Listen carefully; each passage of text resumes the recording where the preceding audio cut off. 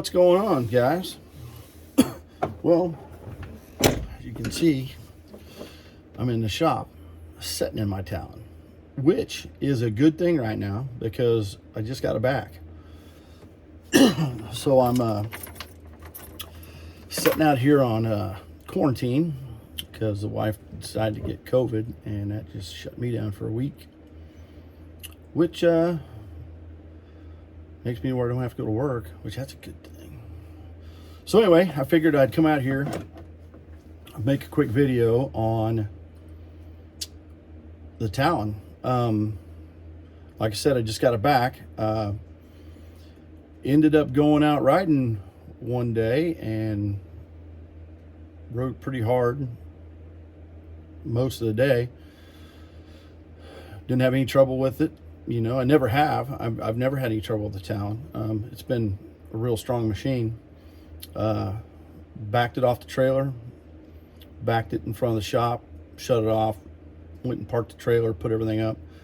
And then I come back to get in the Talon, just put it in the shop, and when I went to put it in reverse, it started grinding like it did not, you know, like the gears weren't going to mesh up. And it took a little bit, but I got it to engage and backed it in the shop, and that was it. That is all she wrote. Forward gears worked fine. It was just reverse. Nothing. Every time you try to go in, you know, it just, it would not do it. It would just grind and grind and grind. So luckily I went ahead and took it in. Had to do the walk of shame as I was trying to push this thing off the trailer backwards with one leg hanging out the door, you know, and told them what was going on, and they said this is the first time they've ever seen anything like that.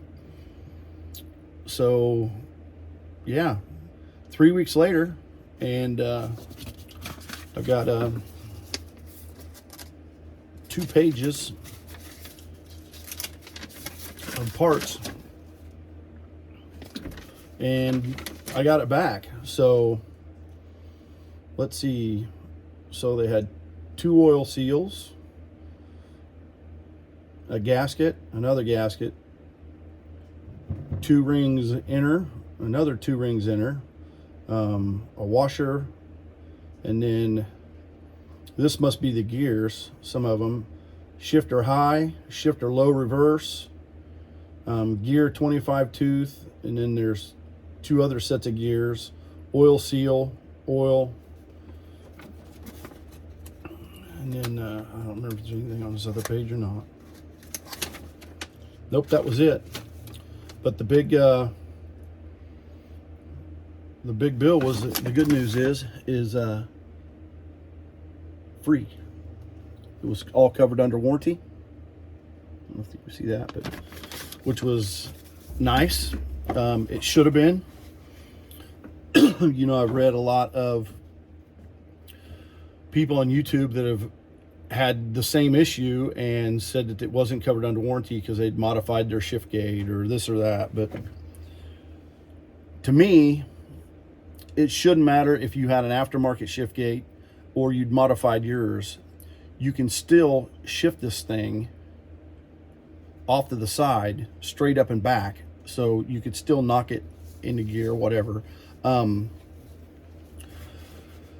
The only thing I can come up with is that, you know, there were several people driving this thing that day. You know, it was a lot of family members. A lot of people, I shouldn't say a lot, but a couple of them never rode side by side before. So it just makes me wonder if, as fun as these things are, as we all know, and the capabilities of this machine, if maybe one of them didn't get panicked in the passenger seat and grabbed on and maybe slammed the shifter up into reverse real fast or something and started the gear grinding. I don't know. I have no clue. I mean, I would love to be able to pinpoint, yeah, this is exactly what happened and this is what did it, but you know, I can't, and nobody can. So that is my assumption. that could have happened, because like I said, I've never had any trouble with this thing at all. None. I mean, it has been a awesome machine. I can't say more good things about this machine. Being out that day, it was the first time that I've actually got to watch other people drive it, and let me tell you, this Evo exhaust, I was so impressed. I mean, I was just giddy and just a hee listen to this thing. My gosh, did it sound good. I mean, I could have sat there and listened to that all day long. So, you know, things are paying off for it, the things I have done. You know, there are some things that I would do different, you know, if I had to go back and do it all over. But, you know, like one is this windshield. I think that I would have went and got a full glass windshield, and same with the back glass. The back glass, man, it's not polycarbonate, so it just, any little thing scratches it. So it's bad, and it's only been on there a few months. But you know, other than that, you know, I'm just ready to get back out and ride. I mean, this winter, it's like today, you know, right now it is, oh, I don't have my watch on, darn it. I think when I walked out here, it's 15 degrees and the windshield's setting right about 0. So, you know, it's like I'm on quarantine, but it's like, you can't go out and ride in that. You know, I'm not going to go back road and riding, you know, freezing to death, you know, just for fun. But man, I am itching so bad to get back out there. It's not even funny. I haven't decided if, you know, next month kind of starts off around here with the season with, in February with Kansas Rocks. They have frostbite going on, and that kind of opens up them for the year. March is the big one. I've never went to one, but I'm gonna hopefully go to Disney to the big meat run, and that'll kind of start everything out. And after that, we'll start getting back into things. I'm hoping to get down into Arkansas, you know, this year. Found a place down there I'd like to go ride, and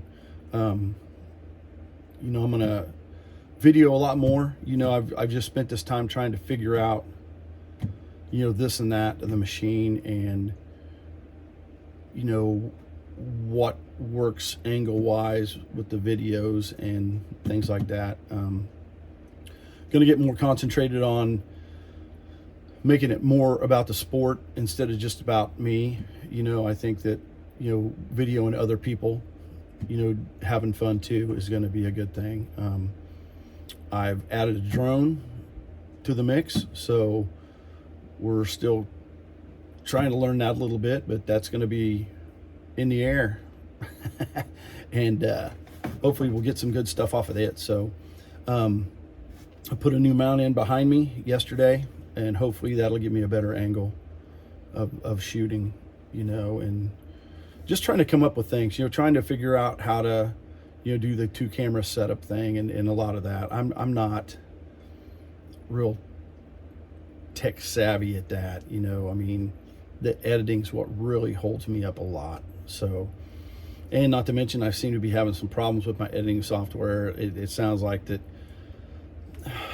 somebody, either YouTube or the power directors, I think what I use, one of the two, they're not jiving anymore. So it's not as seamless as it used to be. But so anyway, back to the Talon. I did get a lot of comments, you know, when I took it to the dealership. This is the first time they have seen it since they sold it to me, and they were really impressed with this thing, which, you know, I'm pretty proud of it. You know, it's a good looking rig, and like I said, it runs like there's no man's business. Can't even talk. Must be COVID. But anyway, it just kind of happened though that day that this went out. I took the wheeler out with us, and we didn't even run it 5 minutes, and it just grenaded the belt, and that was interesting. That was the first belt that I've ever been around that grenaded, so I didn't know what to think. And man, I thought the whole damn bottom end, bottom end of the engine went. That little belt was in there slapping around, and my gosh, that was unreal. So anyway, I've got that back up and running. This is back up and running. So hopefully that'll be the problems for the year, and just be able to go out and have some fun. So anyway, guys, I'll go ahead and end it for now. And like I said, if you got any problems, complaints, you want to know something, just drop it in the old comment bar below, and I'll do the best to answer you. Like I said, I wish I had more information on what would have made this transmission do that. I don't know. I really don't. Like I said, never had any trouble with it. So anyway, until then, guys, you guys have a blessed day.